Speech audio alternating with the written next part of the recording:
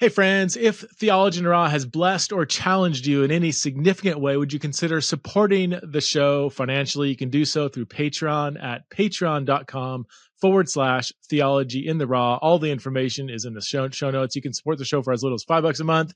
And in doing so, you get access to all kinds of different premium content.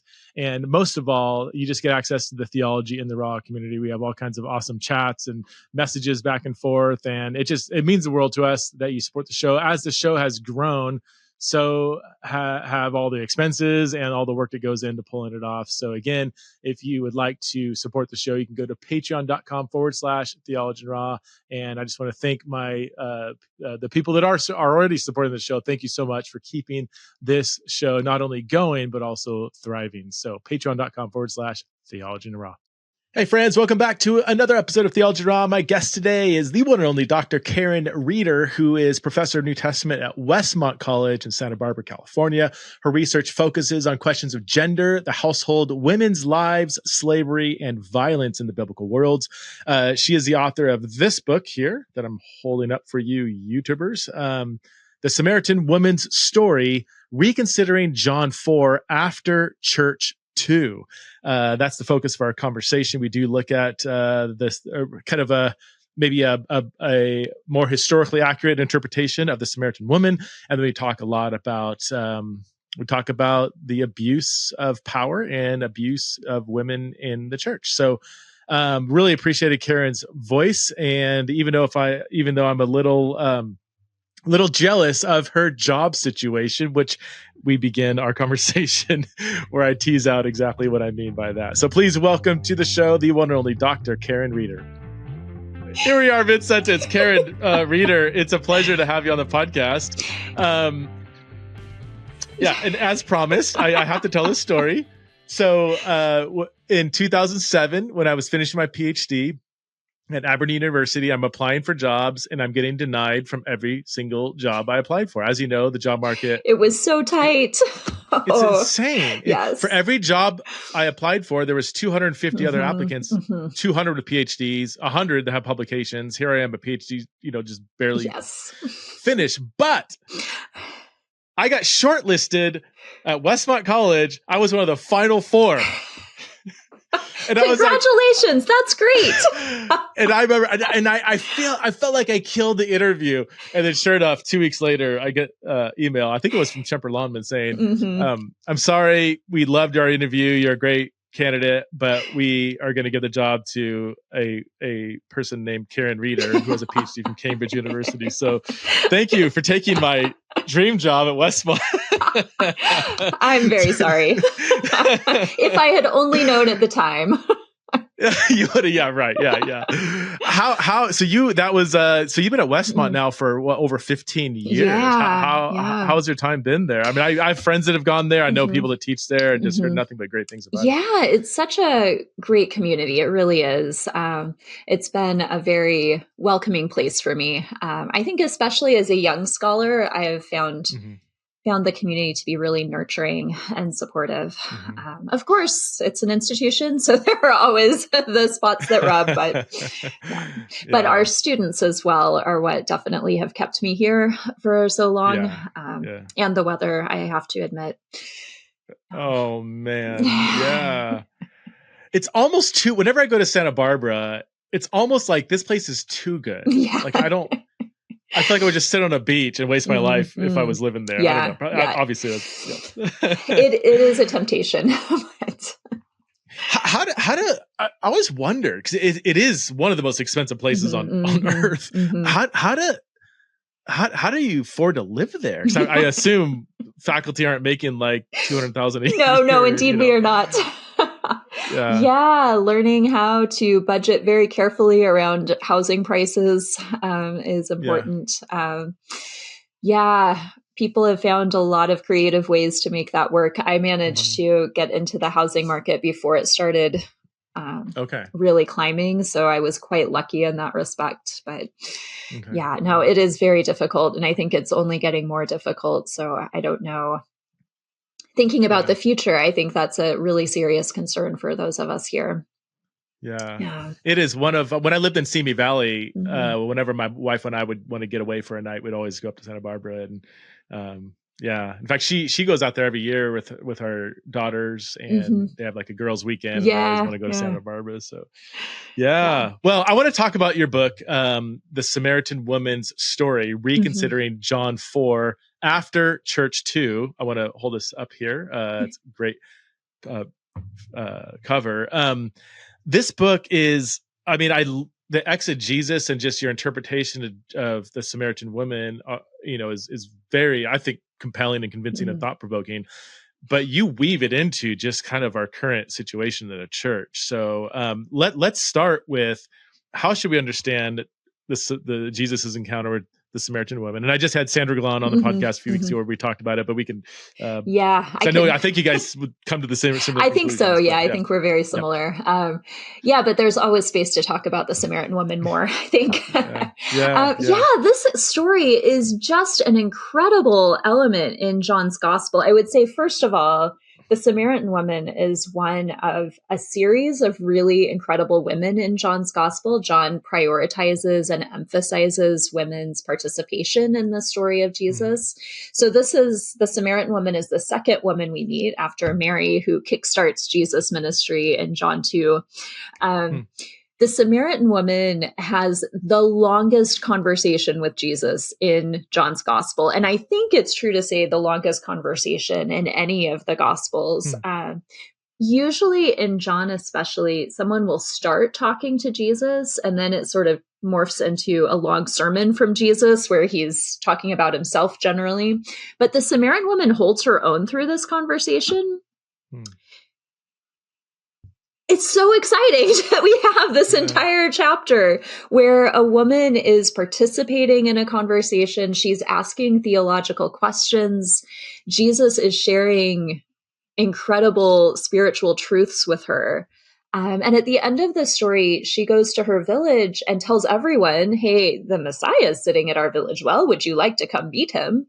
And her entire village says, yeah, we believe because of your word. So the woman's word of witness is effective in her community. The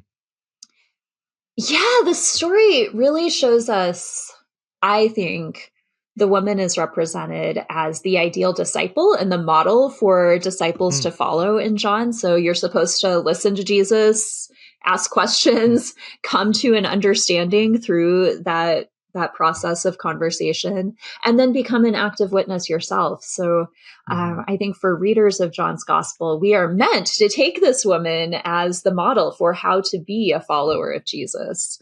And of course, that's not how the story has most often been interpreted. So how has it been interpreted, and how would you consider that a misinterpretation of the Samaritan woman, specifically with all her husbands and the man she's not, So that and part of the exchange where Jesus says, oh yeah, you're not married. You've had 5 husbands and now you live with someone who's not your husband. You've spoken truly. From the very earliest written interpretations from Tertullian onwards, that part of the conversation has become the lens for interpreting the whole story. So in part, there's an interpretation that says, well, if she's had so many marriages, clearly she is a sexual sinner. And that's what Jesus is doing by identifying her story, is accusing her of sin. That's what it's about. And if you take that as your center point, then the entire story becomes a narrative of a woman's sexual sin. Jesus only talks to her because she needs to be called to account and brought to repentance and change her life. And that narrative then is used to teach the church, right? So it becomes a call to women to stop engaging in sexual sin themselves. So one of the most explicit uses of that, I think, comes in the revivalists of the 19th century. So we get Charles Spurgeon and Dwight Moody using this story to preach to prostitutes and say, look at the Samaritan woman, take her as a model for how you too should change your life. And when you're focusing on that, then you miss all the rest of the narrative and the way that this woman models what good discipleship and evangelism looks like. Yeah. Yeah. Why does she have Yeah. had five husbands, and why would she be living with a man who's not her husband? Like, how should we understand Hmm. her sort of past and present? Yeah. Yeah. We have to understand what marriage looked like in the first century, I think, is our starting point. We have to set aside a lot of our modern assumptions of marriage to see that marriage in the first century was about economics and social connections between two households rather than a relationship between two individuals. So we have to sort of broaden our perspective to a more communal understanding of marriage. We also have to think of what women's role in marriage was. So when women were first married in the ancient world, um, they could be as young as 11 or 12. Most women, probably 15, 16, somewhere in that range. But you imagine yourself at that age, right? You don't have a lot of autonomy, right? You're under your parents' authority. Your parents are the ones who are arranging these marriages for you. And you don't have a lot of choice in the matter.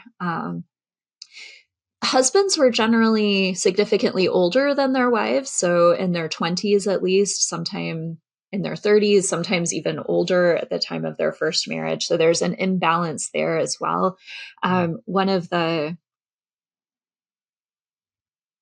When you're reading ancient inscriptions and letters and documents, one thing that comes up pretty repeatedly is that these young women in their marriages will sometimes refer to their husbands as a second father because their husbands are sort of continuing to educate them and train them and mold them. And that's even seen as a reason for marrying a very young woman from a man's perspective, because you can mold your wife into the person you want her to be. That makes me that's not something that yeah. Okay, so Samaritan woman's first marriage, she was probably young, maybe 15 years old, let's say. Maybe her first husband died, right? That happened pretty frequently in the ancient world. Injury or illness could very quickly turn deadly with poor health care. Maybe it's possible that she lost more than one husband in that way. We don't know. It doesn't tell us. A divorce was also pretty common in the ancient world, and divorce could happen for many reasons. So I think for interpreters of John 4, the reason for divorce has often been assumed to be adultery, but that's definitely not the only reason that someone would be divorced in the ancient world. So we find people being divorced because their parents think, oh, we connected you with this family, but now there's this other family that would be a better connection for us. So we actually want to change your marriage partner. We also find that from both sides, both the parents of the bride and the husband's family making those choices. Abuse is, could the wife's family initiate a divorce? Because a woman rarely, I mean, I know there's meager evidence, I think, from Crete or something where a woman initiated divorce. Extremely rare. Yeah, it's very rare. But the woman's family could? Yes. Okay. Yeah. Okay. Yeah. Interesting. Yeah, right? Things that you don't think about. Yeah. And then there are some cases where divorce came about because of abuse. So there's actually one case from Egypt where a woman does seem to go through the court process to get divorced from her husband. And one of the reasons she cites in those documents is abuse. He also stole her dowry from her. So that's more of the reason that she would have been able to proceed. But so divorce is certainly possible for a variety of reasons there. Living with a man who's not her husband. There were a lot of reasons here as well that we could see what the situation might have been without assuming that the woman is sinning or living in sin, as it's often put. So marriage, the right to marry, was actually pretty tightly controlled in the first century. So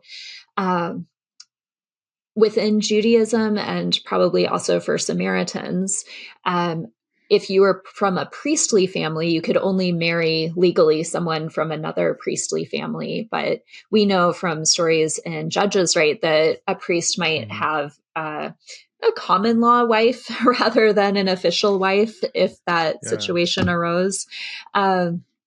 We also see that the Roman Empire did not allow Roman citizens to marry non-citizens. Roman soldiers were not legally allowed to marry.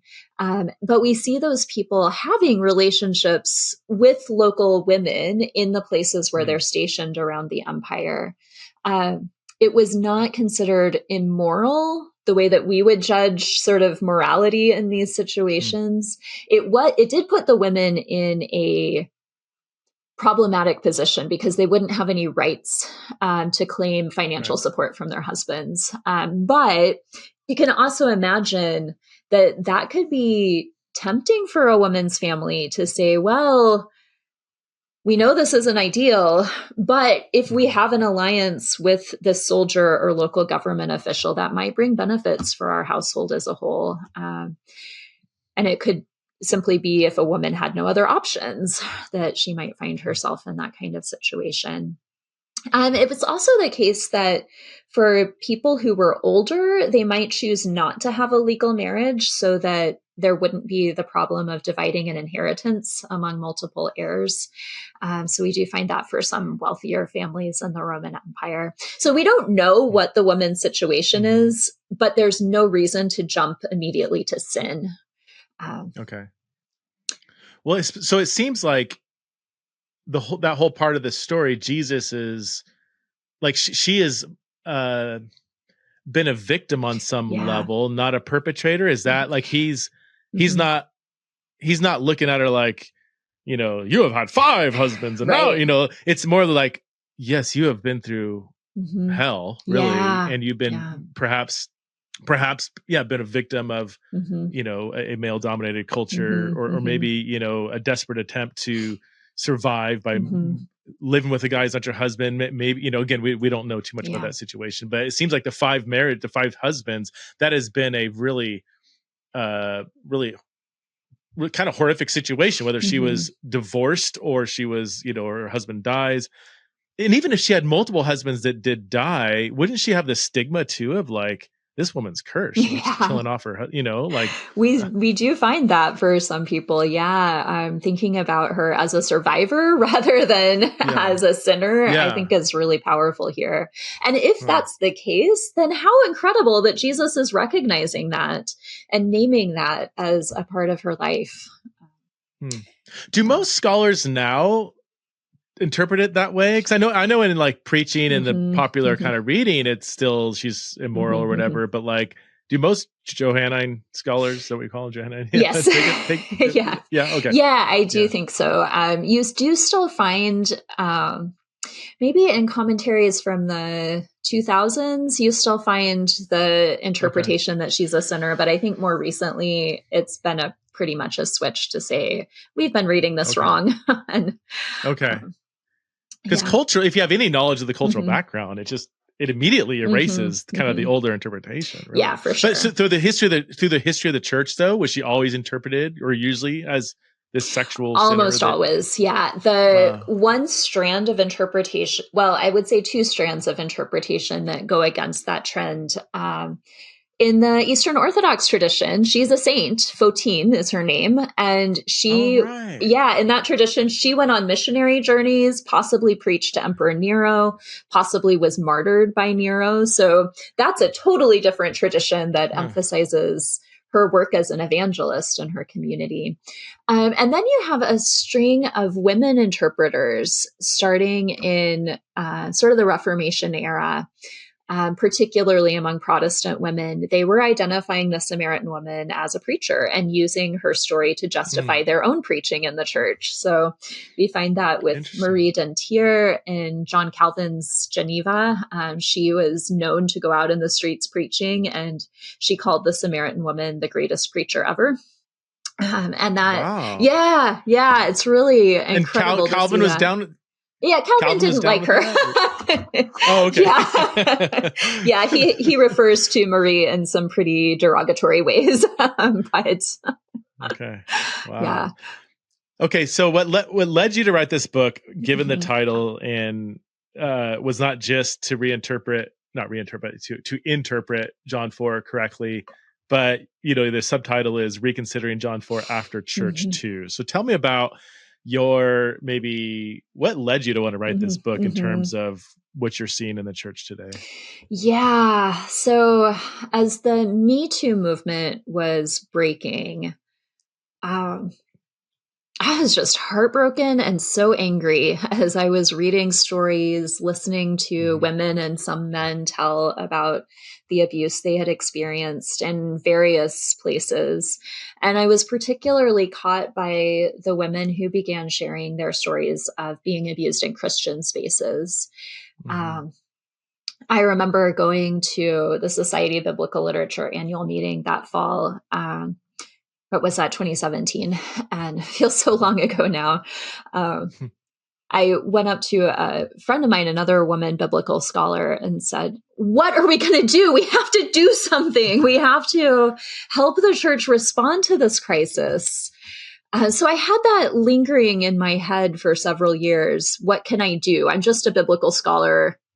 I can't speak into the church practices today. I can't really, I'm not qualified to do the sort of analysis of what went wrong in the church. But then I was thinking one summer, actually, how we interpret women's stories in the Bible really does matter for how we view women in the church. And there's a connection that I could address and speak into and help us see how our work of biblical interpretation does not just matter for our understanding of the Bible, but it matters for how we treat each other in the church, and how, particularly for my purposes, what kinds of practices could have contributed to a space where women are being abused with horrific regularity. I mean, I think once is too much, but the sort of the flood of stories that's come out and continues to come out is so horrifying. Yeah. It's absolutely horrifying. I mean, growing up in a conservative evangelical environment as a guy, like most people, I just oblivious to it, until, you get married and have 3 daughters and you start to hear from people extremely close to you, kind of what the world is like out there. And it's one thing for the world out there, but it's another thing for the world in here in the walls of the church. And that's where, I'm horrified at all the stuff that's coming out. Do you think that it's been a growing problem, or is it just now there's more exposure to the problem that's always been there? Do you have an opinion on that? I mean, it's hard to. Yeah. My sense is that it's exposure of a problem that's always been there. That we just hadn't been paying attention to, or because of the shame that gets attached to assault and abuse. And I would say as well, a natural tendency to try and protect the institution, but that is often at the expense of the individual. I think that that's pretty significant pattern as well in the way that the church has addressed these issues. But I remember writing earlier drafts of this book, The Samaritan Woman, and thinking about some of the stories from the church fathers, the desert fathers and mothers, where they are explicitly talking about the problem of assault. So I remember there's one story about a young woman who, I mean, of course, these are all very legendary, and it's hard to sort of separate out what's historical and what's part of the legend that grew up around it. But the legend goes that this young woman, her uncle was a monk, and they had a house together, but she lived in this sort of walled off space. So she was protected from the outside world and the dangers of the world. But another monk came along and desired her, even though he could not see her at all. Talks to her through the wall, seduces her, and she crawls out her window and is assaulted by him. And then her response in this story is, of course, to run off to a brothel, because she can't be part of the convent anymore. She can't be pure and holy anymore. So she might as well go to the other extreme. And then her uncle leaves his walled off enclosure to seek her out and eventually bring her home. And I think, okay, if people could imagine that happening in the 5th century, maybe it actually was happening in the 5th century. And maybe this is, an eternal problem for the church that we have been hiding and turning away from and ignoring for way too long. And it's only now that we have more access to social media and other ways of communicating that these stories can be heard. The hard thing too is just the underreporting, right? And the sometimes very difficult situation that would surround a case of abuse. For one, the woman has to come forward, typically expose, challenge somebody that is very likely somebody close to her, somebody known, somebody that people may or may not believe. You risk his story being believed over your story. You risk so much just to come forward. And then just even legally, this is what gets me, is if a woman even reports the abuse, I mean, she's required to go stand in court, testify, go through, relive the experience, have the person sitting right there, possibly risk like the judge believing him over. I mean, it would take so much. And then I mean, please tell me if I'm on the right track here. I mean, if all that goes through a woman's mind, they're like, you know what? It's not worth it. Yeah. Not worth it. Yeah. Like what that's it's so broken, but I don't know what's the other solution. You know, like what can the church do in this situation, Caryn? Let me solve it all. I think that Rachel Denhollander and her work in bringing awareness to the gymnastics Larry Nassar crisis, I think that's a real model for what the church could do. And of course, Rachel Denhollander has been a vociferous advocate for women in churches. The way that in her stories, she shows how they were able to bring the women who had been victimized together. So you weren't going through it alone. So you had a community with you. The strength of the voices then becomes harder to ignore. And you have companions for a very difficult journey. Maybe there are some models there for churches as well to think about, okay, if this woman has had this experience, who can come alongside her? Who can help support her through that process? Who can speak for her and with her in the church community? I do think that we're getting better. I hope, maybe this is a hope. I think that we are getting better at listening to women's stories as it becomes more and more obvious that it is not one or two women. This is not one or two people who are lying or misinterpreting situations. This is an endemic issue.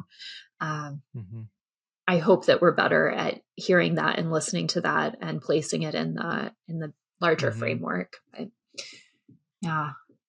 and then you have the explicit cases of clear abuse, but then you have just the abuse of power, emotional manipulation, or even just men doing things that make women feel uncomfortable. This is what I hear a lot. I don't know. I don't know a single woman, I think, that hasn't had that experience where they just felt like that person is making me feel uncomfortable. And even that can, for various reasons, and maybe it's well intended, maybe it's the or it's not. Maybe it's this person is abusing their power. They know it and they're getting away with it. And but we sort of even that can be harder ourselves into thinking, oh, it's not a big deal. I'm being too sensitive. No, I've had that experience of having someone who was an authority figure in a community I was part of. Be careful not to name any names here, but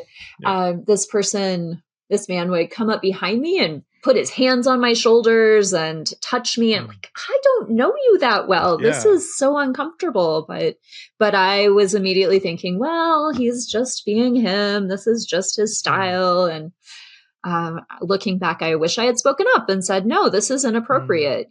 I don't feel comfortable here. Because how much has that happened for other people as well?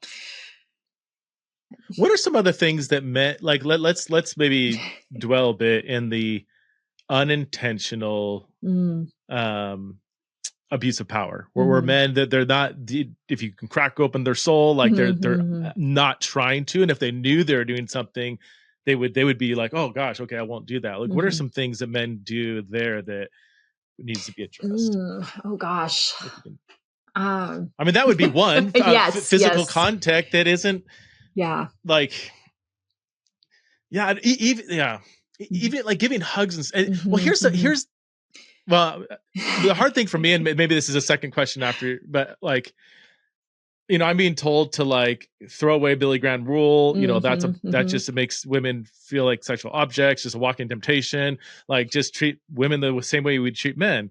It's like, well, I give guys big hugs and we do this, but like, right. And like, but like, well, no, wait a minute. So in a sense, there's this fine line of like not being so standoffish where that makes people feel uncomfortable, but then also not being too intimate, for lack of better terms, with somebody that hasn't invited that. So I don't know, help me. Yeah. This is the tension that I constantly feel. I think a good practice is just to ask, right? To have that conversation, to say, I consider you a good friend. When I'm meeting a good friend, I like to give hugs. Are you okay with that? And just put it on the table that way, right? So we don't have to sort of dance around issues and wonder or be too cautious in ways that are maybe not necessary. I think having conversations is a good thing in many ways. Sort of, we talk a lot about, especially on a college campus, the issue of consent. Right. What if we broaden that out beyond just sex to other concerns, other ways that we interact with each other, and just talk about, how do you like to be greeted? Would you be comfortable with this? I think that's an easy first step to make. I would also say, I was talking recently with two women pastors who are part of a local church here, where the way that they describe their church community, it's really the ideal of male-female partnership in preaching the gospel. And listening to them talk about how we just don't make it weird, right? We don't worry about the Billy Graham rule. We don't have special rules set up about men and women driving together or doing other things together. And by not making those rules, it takes away the weirdness of breaking those rules. I think they have really strong relationships in their church community, very strong relationships among the leaders in their community. And they've been able to navigate that particularly well, I think. And it makes me a little jealous listening to them talk about how wonderful they've found the ability to be partners in the work of the church without some of the gender weirdness that happens in other spaces. So talking about it. Good place to start. Because I can imagine, even going back to your scenario where if I say, hey, we give hugs here, would you mind if we give you a hug? I can even imagine some women would feel like, the pressure I'll make it awkward if I say no, so I'll just say. But if it's just as a free flowing, open conversation, then where women feel the freedom to express, hey, I'm uncomfortable with this or that, And I think that people pick up on cues, right? If you're really listening to people and you have a practice of listening and taking seriously what someone says, then maybe someone's going to feel a bit more freedom to be honest and say, actually, I'm not really comfortable with that. Could we shake hands instead? Or whatever an alternative might be. What are some ways in which men can, again, unintentionally say dominate the room? So say you have a committee, 5 men, 5 women. What are some things men do that maybe we are more blind to that kind of shuts down female contribution, even in settings where it's on paper, it's equal? One thing that I have experienced several times is being in a room making a contribution of a particular idea or question that I think is important being completely ignored. And then a man says the same thing, and suddenly it is the solution to all of our woes. I think, seriously? Yes. So yes. So avoiding things like that, actually listening when women speak and taking their words seriously. Somehow that is just something that we continue to struggle with. One thing that I know, I think this actually came out of the Obama White House, was that women would have a practice of affirming what another woman said. Like so-and-so said, I agree. This is a good path forward, until it was finally heard. And I have a few colleagues who have tried to do that here as well, to make sure that women's voices are being heard. I don't. Where a man can verbally affirm something that a woman said, just so that everybody knows I heard her. Yes. Okay. Yes. Huh. Yeah. That's good. Yeah. Yeah. So that's a practice, I think. I think here's another thing that I have experienced several times. How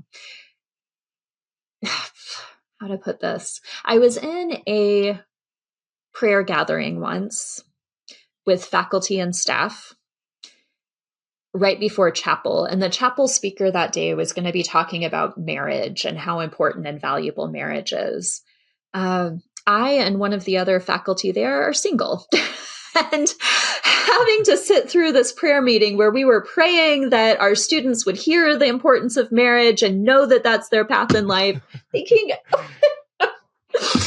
so maybe let's not assume that everyone must be married. And that's true for men and women, right? Marriage is not always the path, but when marriage is the primary sort of lens for categorizing people and a primary topic of conversation when you are gathered in official meetings, maybe think about that a little bit more. Think about who's there and who's participating.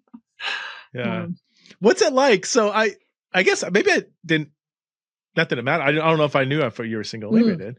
What's it like being a single woman of marital age in a Christian environment, both a Christian college and in the church? You probably have that could probably take the rest of our time, I'm sure. I will say that I have found singles ministries tend to be code for get people married ministries. And there is definitely an absence of a positive perception of how someone can be single and fully God's image and fully mature and fully a member of the body of Christ. And I've come to peace with it now, I think, but it's been painful at different parts of my life to feel that struggle and to feel that I'm being viewed as maybe not quite a full person or quite a full participant. My current church is great at recognizing everyone's equal contribution, so I've appreciated that.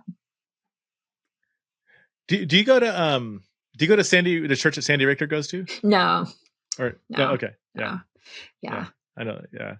I would imagine being a single female too, from what I hear, is this extra. Your voice is looked down upon. I mean, extra. I mean, do you feel that? I have a friend from grad school who have an ongoing argument with over whether I'm being selfish for staying single rather than being married and dedicated to my family. Like, I don't. Wow. Yes. And I don't know if. I think it started as a very serious concern. I don't know if it still is a serious concern or if it's sort of turned into more of a joking concern. But I think, come on. There are other ways to be part of the body of Christ. Sometimes you wonder if Jesus. Exactly. Yes. Or Paul or. It's funny. So your voice, having a PhD from Cambridge University isn't enough for your voice to be fully credible in some settings. That's the world we live in. Do you see the problem of abuse and here physical, sexual, emotional, or even the abuse of power? Because it does post Me Too and church too. it seems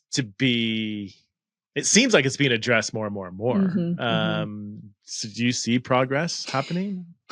Progress, and then also steps backwards, right? So I think the Southern Baptist Convention, for instance, started really strong in recognizing the issue, bringing it to the forefront, but then they seem to be sort of pulling back from that a bit, which has been sad to see. I do think there's much more awareness now. It's harder to ignore, and that's a good thing. That's a very positive sign. I think there are a lot more resources now for women in this situation. So there's so many excellent books and podcasts and other resources. And there's ways for churches to be more aware and to set up better policies. So that's a really encouraging sign as well. I know for my church, I'm involved with, so I'm Episcopalian, so liturgy is very important, and I participate in the liturgy as part of the serving the Eucharist on Sundays. And now we're also being required as those participants in that part of the church to go through training for recognizing abuse and working against it. So I think that's a great way for people in churches involved in church life to just be more aware, to get better education on these issues. So I think that there are good signs of progress. I just think we have to keep at it, and we can't stop, because if you stop, then you forget and you move on to the next crisis, and then this just gets pushed back on the shelf. Would you say that's the first step a church should make? Like get training for all of its leaders in what to look for, what to do, how to, just to create an atmosphere where. Yes. Okay. And I think as well, setting up really clear frameworks for framework of interpretation is so often what I say. So frameworks for reporting is what I meant to say. Just so that the leaders, but also the congregants, know what to do if they have a concern, and how to bring that to attention, and who's going to be part of that process, so that it's clear that it's not just one person. It's not just the person who may be the source of the problem who's going to hear it, but it will be taken seriously by the community. You mentioned policies. Are there some clear policies that you would say a church should have to prevent or reduce abuse?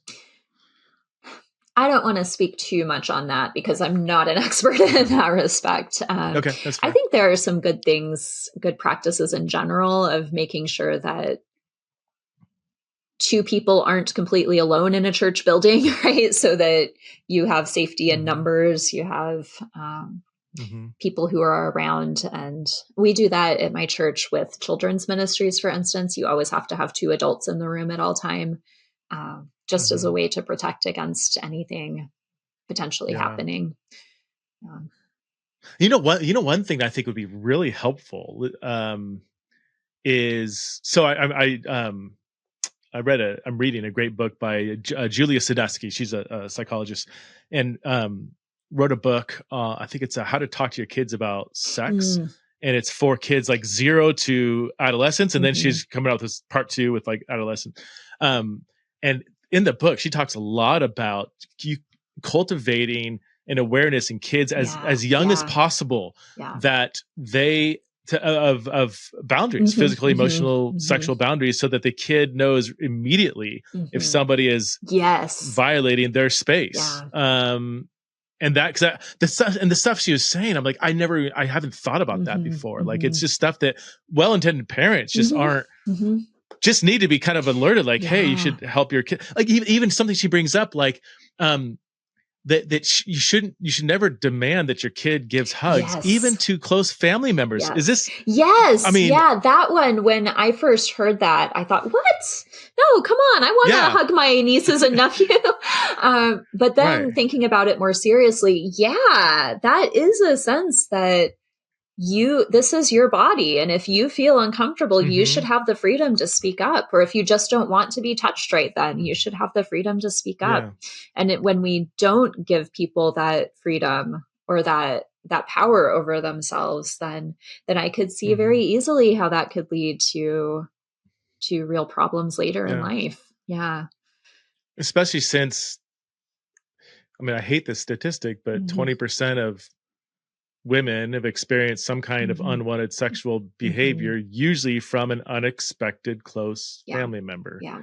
So as much as you think it's not you, not your family, whatever, it's could be. And so if your kid feels very uncomfortable with so-and-so, again, 80%, it's probably fine. 20%, it's not fine at all. Yeah. And to identify that early on, you know, so yeah, that, you know, so all that to say, I wonder if churches even like offering training, parental training or something, so that parents can learn how to have these conversations with their kids, that can help at least reduce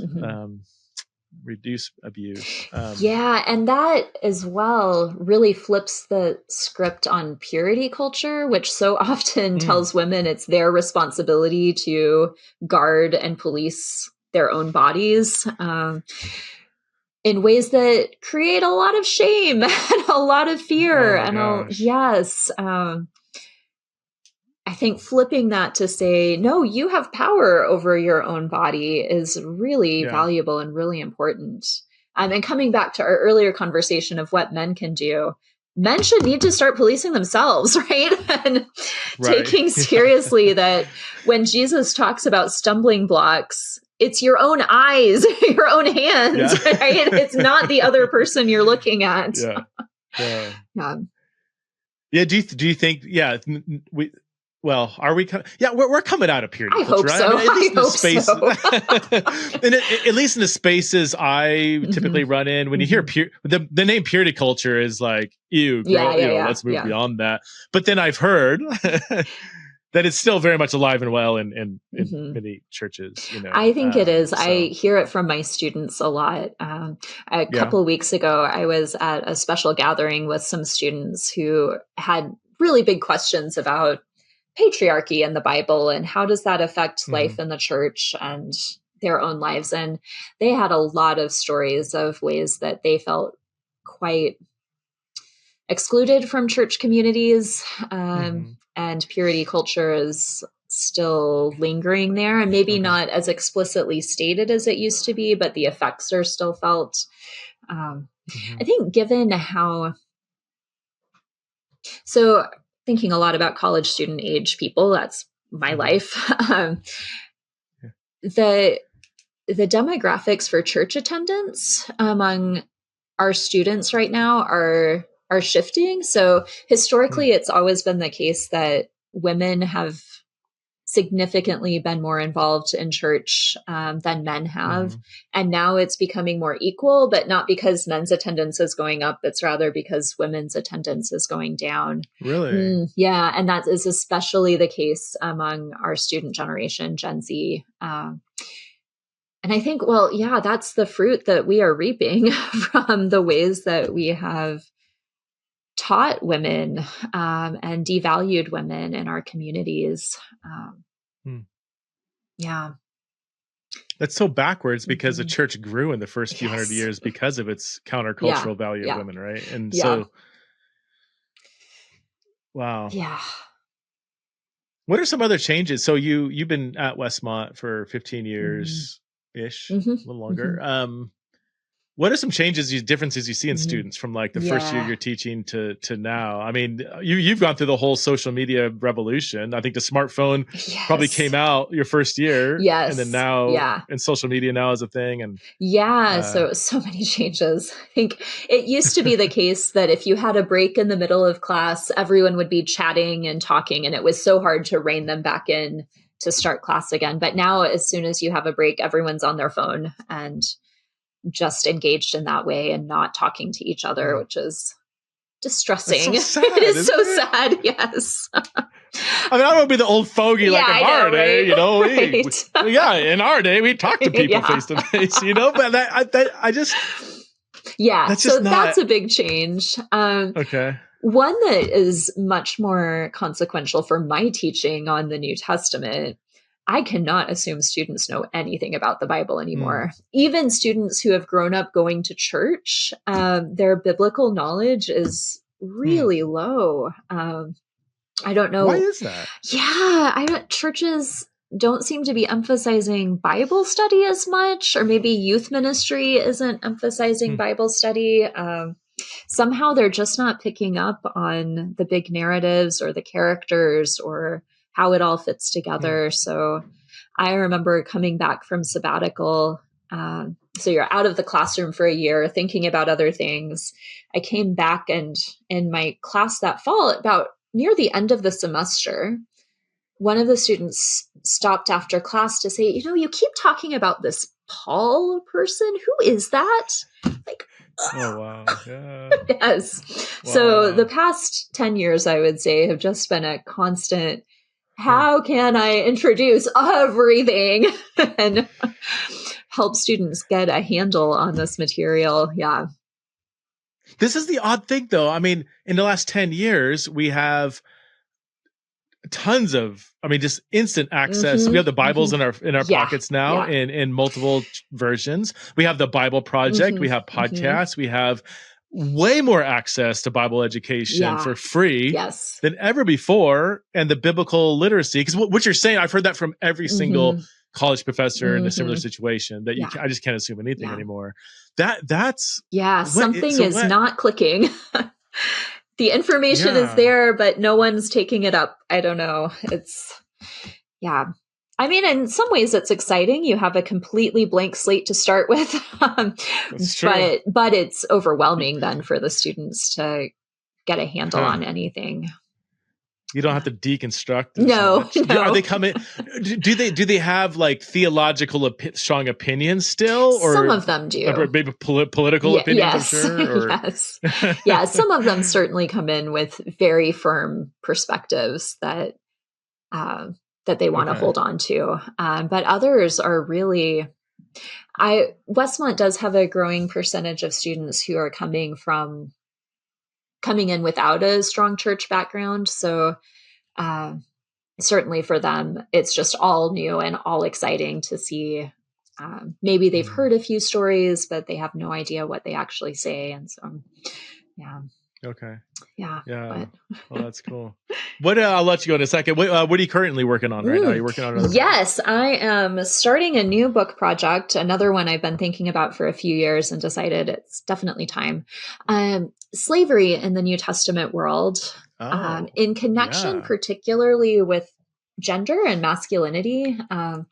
So today we think a lot about a gender binary between male and female, but I'd actually argue in the first century, it's a binary between masculinity and enslavement, in terms of the way enslavement. Yeah. Because masculinity was really defined around power over your own body and power over other people. Women could be more or less masculine, right? So women were, especially if you were sort of a wealthy elite woman, you were supposed to emulate masculine values and characteristics. But enslaved people were disempowered. They had no power over themselves or others. And so in many ways, we see masculinity and enslavement as the opposite ends of the spectrum in the first century. And thinking about that then brings me back to when Jesus says, oh, you want to be the first? You want to be the greatest of the disciples? You have to become the last. You have to become the slave of all.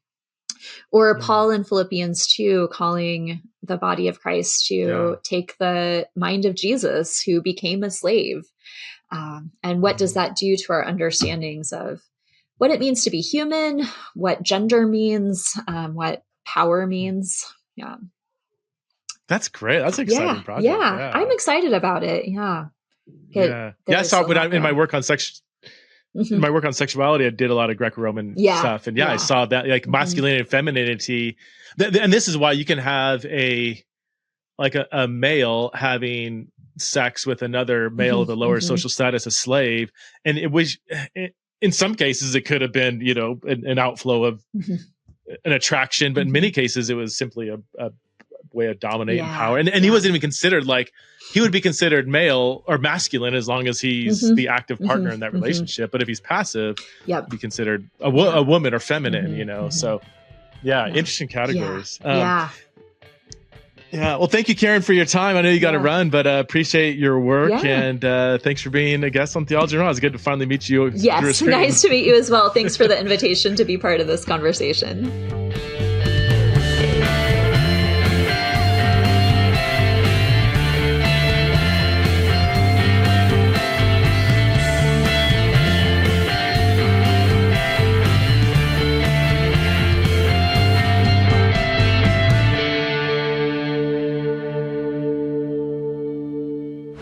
This show is part of the Converge Podcast Network.